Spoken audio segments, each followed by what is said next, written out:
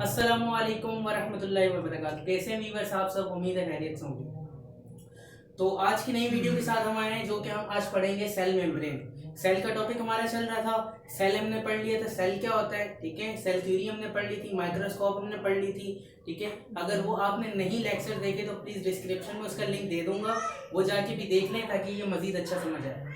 अब हमने दो तरह के सेल पढ़े थे कि दो तरह के सेल होते हैं, दैट इज यूकैरियोटिक सेल और प्रोकैरियोटिक सेल। अब हम यहाँ बात कर रहे हैं यूकैरियोटिक सेल की, ठीक है। एक यूकैरियोटिक सेल के अंदर चार चीजें मेन होती हैं। एक यूकैरियोटिक सेल के अंदर चार चीजें मेन होती हैं, वो कौन कौन सी होती हैं? प्लाज्मा मेम्ब्रेन, न्यूक्लियस और साइटोप्लाज्म, और उसके बाद सेल वॉल, ठीक है। सेल वॉल या प्लांट्स या फिर फंजाई वगैरह में होती है, इसके अलावा तो नहीं होती, एनिमल्स में तो नहीं होती। तो स्टार्ट करते हैं सेल मेम्ब्रेन से। सेल मेम्ब्रेन का अगर हम देखते हैं तो सेल मेम्ब्रेन क्या होती है जी? प्रोटेक्टिव लेयर होती है और आउटसाइड द सेल होती है, आउटसाइड द सेल होती है, और all the cell are enclose in a membrane and serve as an outer layer of boundary, ठीक है। आउटर लेयर बाउंड्री होती है किसी भी सेल की, जो सेपरेट करती है अंदर के साइटोप्लाज्म के बाहर के एक्स्ट्रा सेलुलर स्पेस से या एक्स्ट्रा सेलुलर मटेरियल से, ठीक है। और इसको हम सेल मेम्ब्रेन को ही प्लाज्मा मेम्ब्रेन भी कहते हैं, ठीक है। उसके बाद आ जाता है इसका स्ट्रक्चर।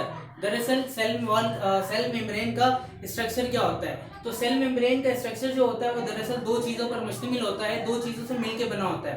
वो दो चीज़ें कौन सी होती है? दरअसल एक होती है प्रोटीन और एक होता है फॉस्फोलिपिड, ठीक है। सबसे पहले पढ़ते हैं फॉस्फोलिपिड क्या होता है। फॉस्फोलिपिड डिटेल के अंदर इसका हमने बताया था पिछले प्रीवियस लेक्चर्स के अंदर, उसकी भी डिस्क्रिप्शन में लिंक है। अगर फॉस्फोलिपिड का नहीं पता कि क्या है तो वहां जाकर वो वीडियो देख लें, अच्छा समझ आ जाएगा। फॉस्फोलिपिड के अंदर अगर हम आते हैं तो ये क्या होता है जी? The cell membrane is consist of the lipid bilayer of phospholipid, ठीक है। ये क्या होती है? Phospholipid lipid bilayer of phospholipid होती है। उसके बाद क्या होता है? The phosphate is a type of fat, और फॉस्फोलिपिड क्या है? दरअसल एक फैट की टाइप है, हमने पढ़ा था एक फैट की टाइप है। और इस किसकी तरह होता है? ट्राइग्लिसराइड की तरह होता है, ऑयल की तरह। ट्राइग्लिसराइड दो टाइप थी, ऑयल और फैट। तो ये किसकी तरह होता है? ट्राइग्लिसराइड ऑयल की तरह होता है, ठीक है। लेकिन इसके अंदर डिफरेंस क्या होता है? ट्राइग्लिसराइड के अंदर एक ग्लाइसरॉल के मॉलिक्यूल के साथ तीन फैटी एसिड थे, लेकिन इसमें क्या होता है? एक ग्लाइसरॉल के मोल के साथ दो फैटी एसिड होते हैं, और एक क्या होता है? फॉस्फेट ग्रुप अटैच हुआ होता है।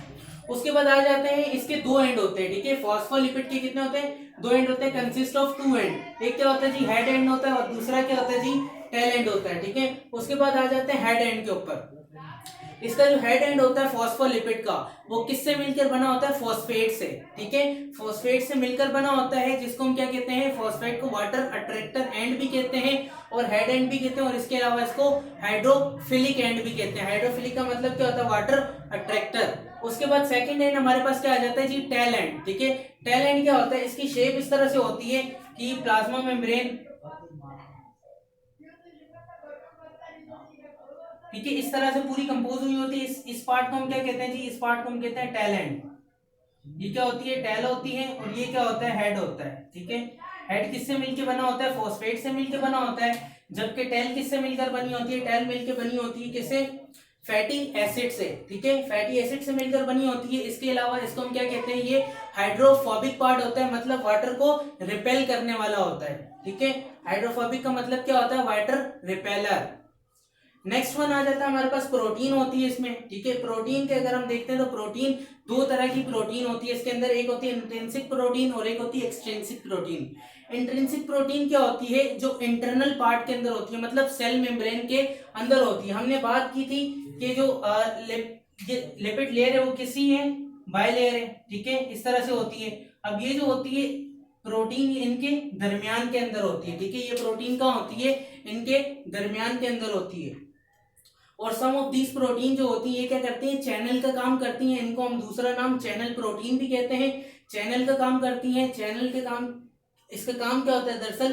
कि ये जितने भी आयन वगैरह हैं उनको क्या करती हैं? उस आयन वगैरह को सेल के आउटसाइड से इनसाइड या सेल के इनसाइड से आउटसाइड ट्रांसफॉर्मेशन कराती है, ठीक है, ट्रांसपोर्टेशन करवाती है। इसके अलावा इंट्रिंसिक प्रोटीन को हम दूसरा नाम क्या देते हैं? इंटीग्रल प्रोटीन भी कहते हैं, ठीक है। नेक्स्ट आ जाता है हमारे पास एक्सट्रिंसिक प्रोटीन। एक्सट्रिंसिक प्रोटीन क्या होता है? जिस तरह इंट्रिंसिक प्रोटीन इंटीग्रल मतलब अंदर होगी लिपिड बाइलेयर के, ये क्या होती है, बाहर की साइड पर होती है, ठीक है, ये कहाँ होती है, बाहर की साइड पर होती है। अगर यहाँ से थोड़ा सा हिस्सा रफ करके इसकी डायग्राम बना के दिखा दें किस तरह होती है ये,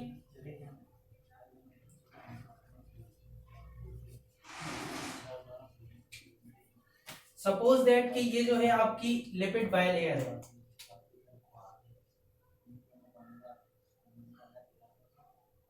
इस तरह से लिपिड बायलेयर बनी होगी, इसके अंदर क्या होगा, एक प्रोटीन होगी,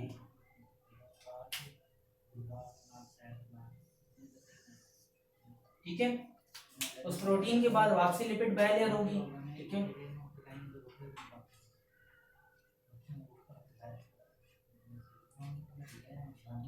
और इस तरह से ये पूरा घूमी हुई होगी, ठीक है।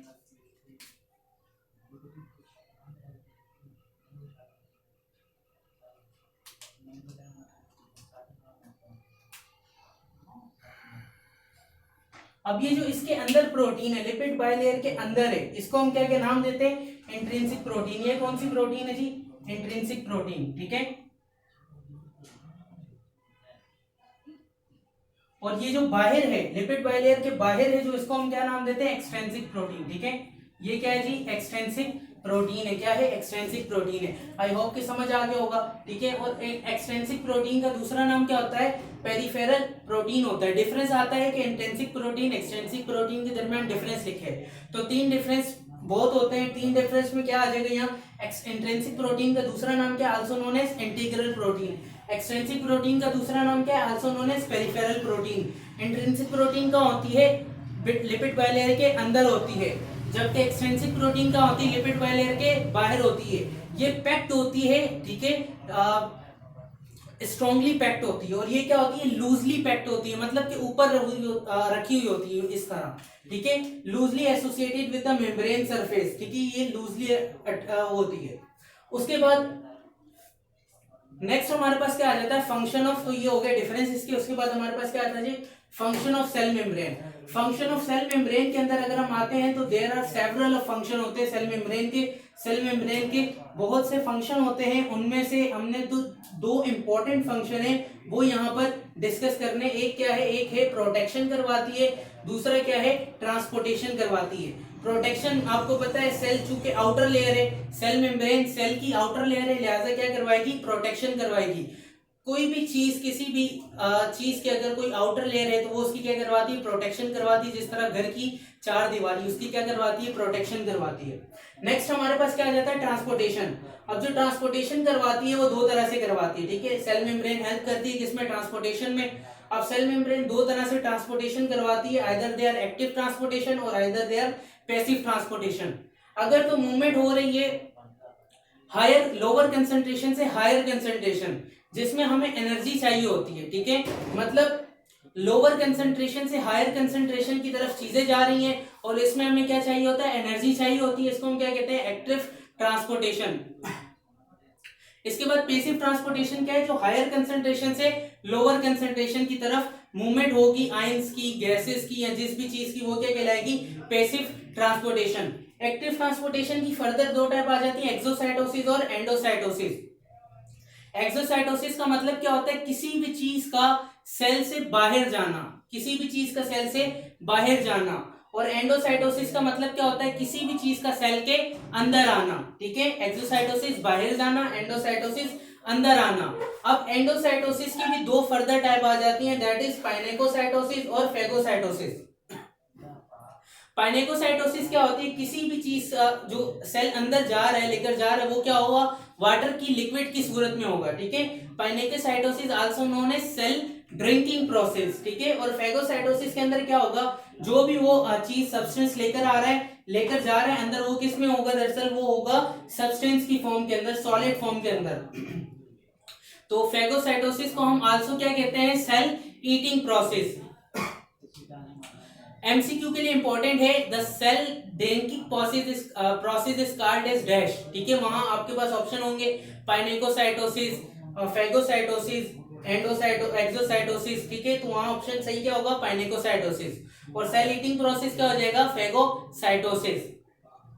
उसके बाद आ जाते हैं जी फेगोसाइटोसिस एक WBCs की टाइप होती है जिसको हम क्या कहते हैं, मैक्रोफेजिस या फिर फेगोसाइट्स। वो क्या करते हैं, दरअसल माइक्रो ऑर्गेनिज्म को खा जाते हैं। तो खाने का अमल कर रहे हैं तो क्या कहलाएगा, सेल ईटिंग प्रोसेस कहलाता है।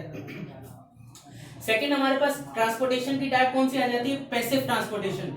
पैसिव ट्रांसपोर्टेशन ऐसी ट्रांसपोर्टेशन है जिसमें एनर्जी रिक्वायर्ड नहीं होती। पैसिव ट्रांसपोर्टेशन के अंदर दो टाइप आ जाती है, इसकी ऑस्मोसिस आ जाता है और डिफ्यूजन आ जाती है। ऑस्मोसिस के अंदर क्या होता है, दरअसल ऑस्मोसिस के अंदर मूवमेंट होती है वाटर मॉलिक्यूल की, ठीक है। ऑस्मोसिस के अंदर मूवमेंट होती है किसकी, वाटर मॉलिक्यूल की। जबकि डिफ्यूजन के अंदर मूवमेंट होती है किसकी, डिफ्यूजन के अंदर मूवमेंट होती है गैसेस की, ठीक है। गैसेस की जो मूवमेंट होगी, ऑक्सीजन कार्बन डाइऑक्साइड की जो मूवमेंट हो रही है उसको क्या कहेंगे, डिफ्यूजन, ठीक है। और होगी कहाँ, वो हमेशा लोअर हायर कंसंट्रेशन से लोअर कंसंट्रेशन की जानिब, और उसमें एनर्जी का यूज नहीं होगा।